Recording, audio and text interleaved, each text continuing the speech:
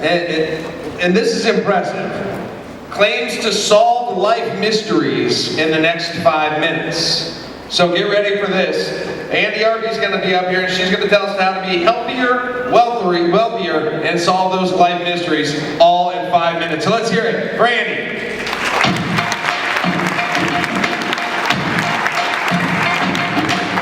I used to bite my tongue and hold my breath, scared to rock the boat and make a mess. Well, good evening, Lincoln. You know, I'm going to talk about 5 keys to creating the life that you really want. And as I was preparing for this, I was thinking back to all of the Januaries that I spent at Barnes & Noble in the cafe with my coffee and my Franklin planner. Y'all remember those?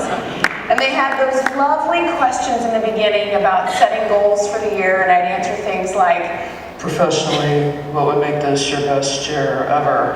And I would write to have my own business. And I would go throughout the year and I'd just be like trying like heck to make something happen. Can you relate with that?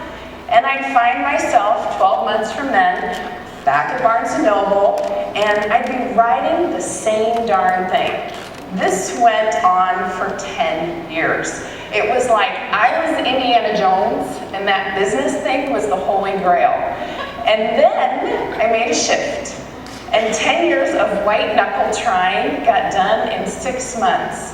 So it started with a friend of mine. I think she really took pity on me wandering around in the wilderness, and she said, you know, I'm just saying, Andy, you could give God his job back on what this is supposed to look like. And I said, okay, done. This clearly isn't working what I'm doing. And that's step 1 for all of the type A's like me that are wondering. And 2 is I decided I was going to work harder on me than anything else out there. And I don't know what your holy grail is. I mean, Jennifer's paying off debt. Kat was starting a business. Maybe it's finding a man. I've been there and found me a good one. But I promise these things work. And what we've got to do is we've got to, number 3, own where we are. You know, if we want to lose weight, we've got to rip off the Band-Aid and get on the scale, right? And I totally believed people when I was pregnant the first time, and they said, oh honey, that is all baby weight. That's just gonna come right off. That is 75 pounds of BS. That girl was so lucky she didn't come out looking like a Lucky Charm or a hot dog, I'm telling you. But I learned better the next time. And number 4 is we've got to protect our focus, right? Have you guys heard the one about crabs in a bucket? You have a bucket, you put a crab in. If it can crawl out, it will. If you put 2 crabs in a bucket, even if both of them can crawl out, as soon as one starts crawling, the other one will pull it back down. Do you have crabs in your life? I know I did. My ex-boyfriend, actually.